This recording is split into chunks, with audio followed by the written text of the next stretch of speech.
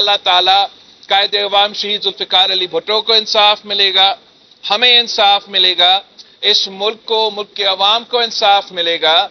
और जो दाग चंद इंडिविजुअल्स की फैसलों की वजह से इस अदारा पे या किसी और अदारा पे इस फैसला की नतीजे में लगा है, इंशाअल्लाह ताला जल्द उस दाग को हम ना सिर्फ धोएंगे मगर आगे आने वाले दिनों के लिए, आने वाले मुस्तकबिल के लिए एक ऐसा मिसाल कायम करेंगे कि इंशाअल्लाह ताला आगे जाके इस किस्म का नाइंसाफी ना हो।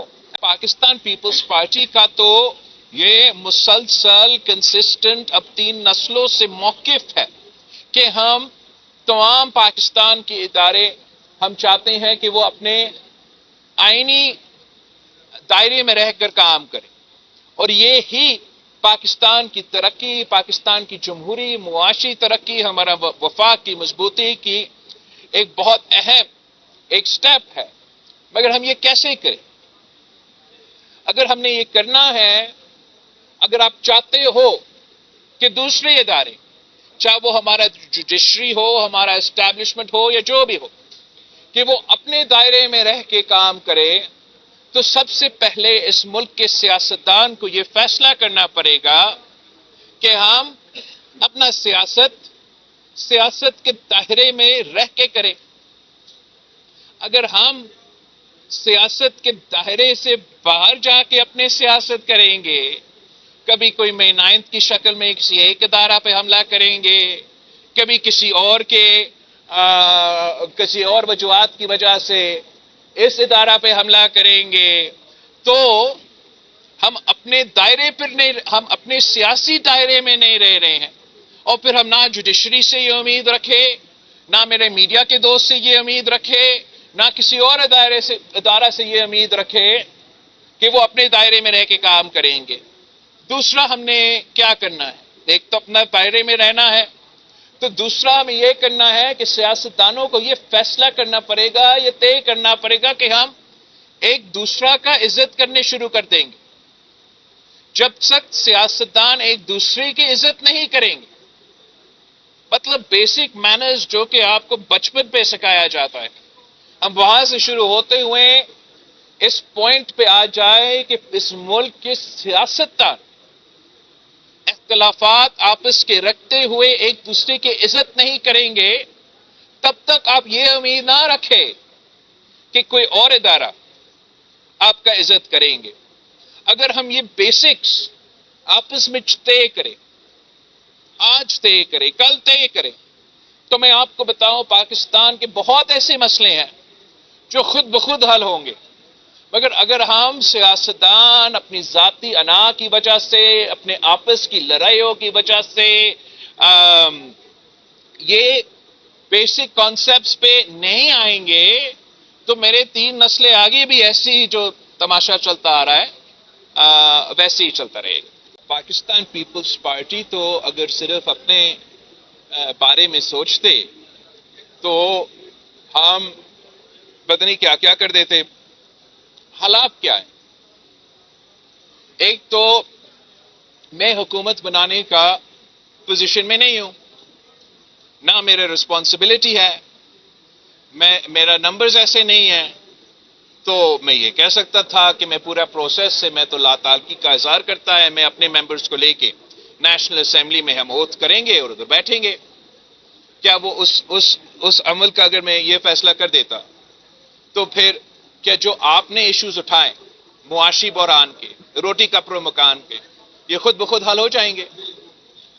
अगर मैं कहता कि मैंने पहले भी मुस्लिम लीग के साथ काम किया है और अब तो ये fool me once, fool me twice, fool me thrice का सिलसिला तो चलता आ रहा है, तो अब बस नहीं, मैं नहीं करता, तो उससे पाकिस्तान के अवाम कि जो बुनियादी मसला है जिसका आपने जिक्र किया, रोटी कपड़ा मकान का, मुआशी बहरान का, ना वो एड्रेस हो जाता, और जिस केओस और इंस्टेबिलिटी आपके सामने नजर आ रहा था ये फैसला करने से पहले कि हम उनको वोट देंगे, उसकी नतीजे में ना सिर्फ हमारा मईशत को नुकसान, हमारा पॉलिटिकल स्टेबिलिटी को नुकसान, हमारा जमहूरी निज़ाम को नुकसान, मगर हमारा वफाक को नुकसान होता जा रहा।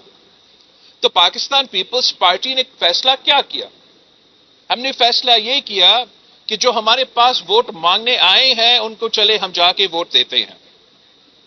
جو دوسرا سیاسی جماعت ہے سنی اتحاد کونسل، انہوں نے میرا ووٹ مانگا ہی نہیں. اب وہ کیسے اعتراض کر رہے ہیں کہ کسی اور کا حکومت بن رہا ہے؟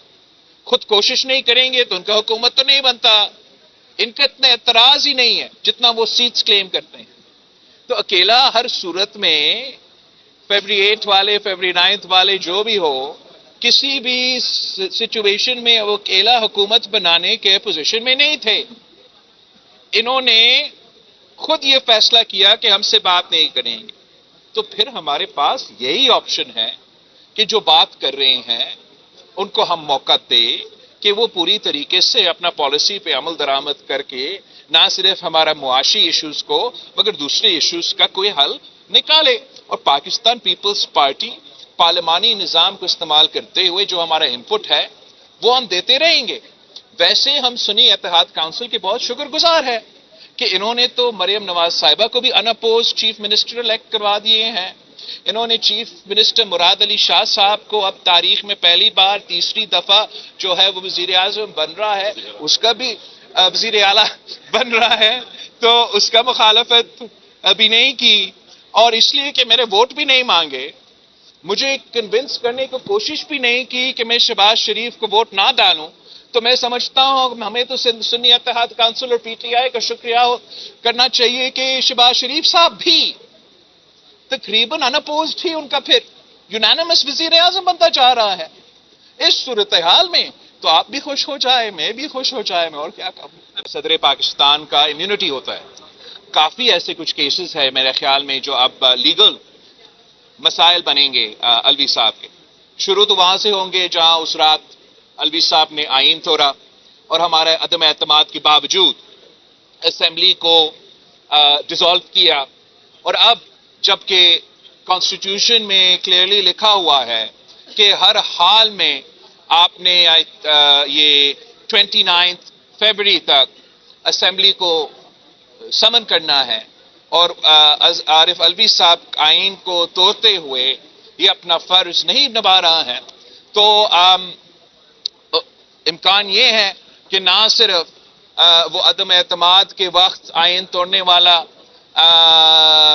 مقدمہ ہوگا مگر ساتھ ساتھ یہ اسمبلی آئینی جو اس کا فرض ہے وہ نہ اس پہ نہ عمل کرتے ہوئے اسمبلی کو نہیں بلایا تو وہ بھی ایک اور مقدمہ ہوگا.